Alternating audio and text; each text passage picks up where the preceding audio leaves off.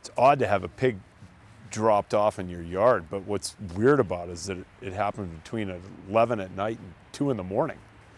And it's a pretty short window right in there when no one was up moving around, and this floodlight on the garage was on.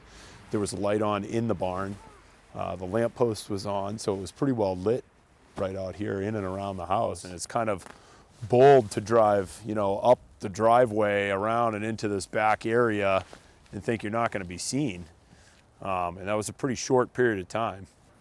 I don't think the pig though was, carried his own cage into my yard and put himself into the backyard. So I'm pretty sure his owner knows where they left him.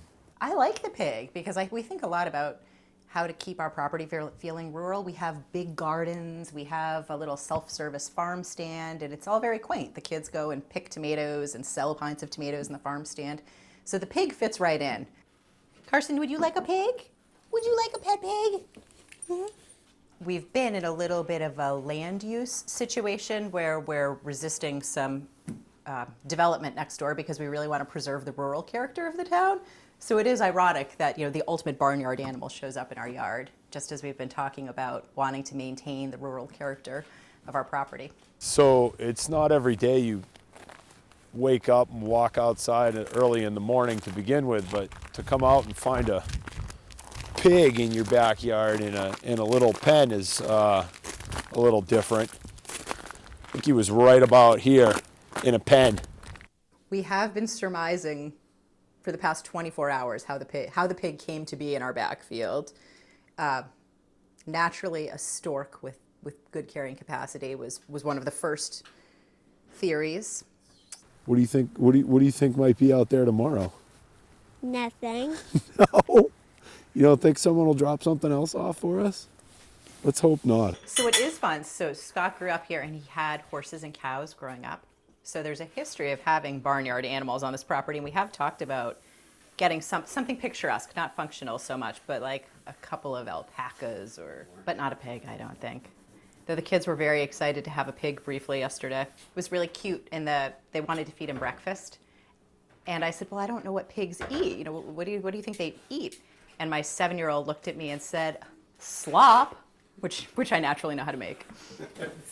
So we fed him a bunch of leftovers, and he seemed to like our leftovers. He cleaned his bowl. So the ironic part of it all is when I was all done and I came in, we naturally did make some bacon for breakfast for the kids in honor of the pig, our new family member. Short-lived, but he was a nice pig.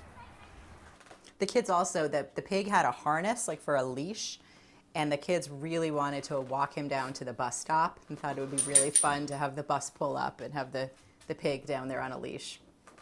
We kind of popped up on the Bedford Police Department website, got the animal control number, saw that they opened at 8 in the morning, and we called them at about 8:05 and talked with them, and they said they'd be out shortly to pick up the pig.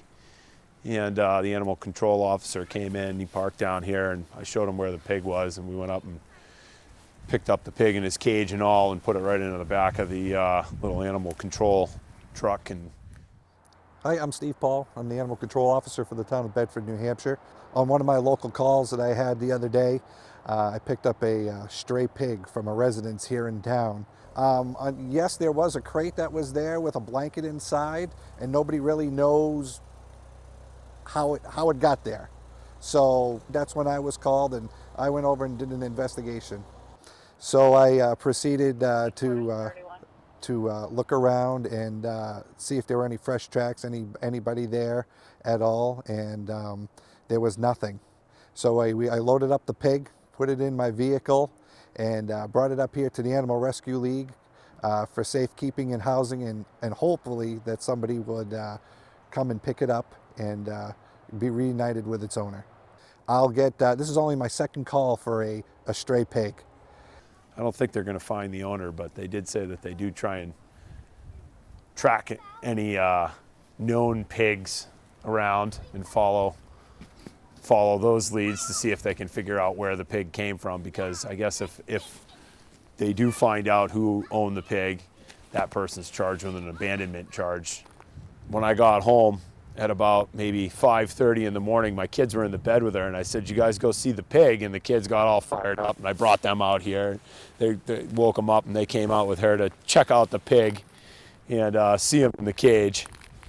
And they wound up going inside and making him a little bit of leftover hash, and he enjoyed that for breakfast. He did get up for that, but he wouldn't come out of his cage. I fed him. You fed him. What'd you feed him? Hash? Hash, yeah. What did you think of the pig? What'd you want to do? Keep him. You wanted to keep him. Well, she's having a little snack, so you're welcome to.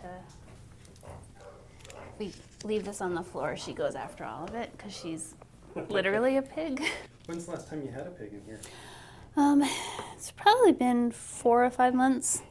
So before that, we had a couple stray goats. We think she's older, just by comparison. The last pig we had was probably about 6 or 7 months, and she was kind of a brat. So this one's a little more mature and a little calmer, so we're just assuming she's at least a few years old. She's very food motivated. There really hasn't been much that she has turned down. So clearly she had some, interaction with her people. She's very social. She wags her tail for us a lot. When we come in and start talking, she responds by hitting the door because she wants to get out to be with us. It's all about the food. And right now, we always have a ton of rabbits, and we're fortunate enough that they share food interests. So we've just got a refrigerator full of vegetables and hay everywhere. She's a potbelly pig. They do make great pets. Pigs are really, really smart. And, contrary to the stereotype, they're not messy animals. They can live successfully in a house. They're great for people who have allergies. If they're allergic to cats and dogs, the pig might be a good option. She is full grown, so that's a plus. And she's actually a lot gentler taking treats than some of the dogs we currently have, so that's nice. Do you want some oats in your hand? I'm just hoping to get a little face on her, but sure, yes, thank you. Yeah, just keep a flat hand. Okay, whoa. Oh my.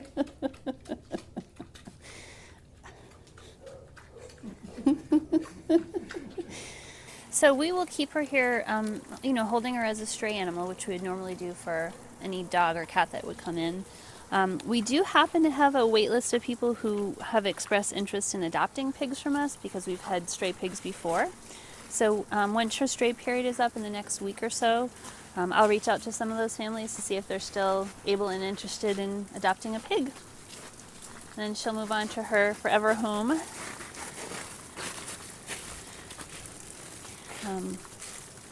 That is, of course, assuming that original owner doesn't come forward to reclaim her. Any number of things could have happened. We just never know any of the stray animals that we get in, how they originally got out. Because she did come wearing a harness, it's a slightly different harness than the one she has on now, but obviously she was someone's pet at one point. But so many of the strays that come in, we actually never find out their real story, so we may never actually know what happened. So we've named her Petunia. Every animal that comes in here, regardless of species or how long they're with us, gets a name. Everyone should have an identity. So we gave her the name Petunia, and she seemed to like it, so it stuck. Petunia. Petunia. Hi, pretty girl. When she came to us, she didn't seem to be suffering from anything that we would relate to being left outside in the cold. She was bright, alert, and responsive, and she went right for her food bowl. And she wasn't actually overly dehydrated either, which is good. She went to the bathroom for us right away, and it was actually pretty normal, so we don't think she really suffered much distress. I certainly don't recommend people doing anything like that with their animals, but I think in her case she was lucky that nothing happened. And that we do potentially have some homes lined up for her, but if anyone is looking to adopt a pig, they can certainly call and be on our wait list. We'd be happy to accommodate them. I don't think there's any zoning issues with that. They can be house pets, so that alone satisfies that. Yeah, they make great pets, so if anyone was on the fence considering it, I would say go for it. Petunia, come on. Come on. Good girl, there you go.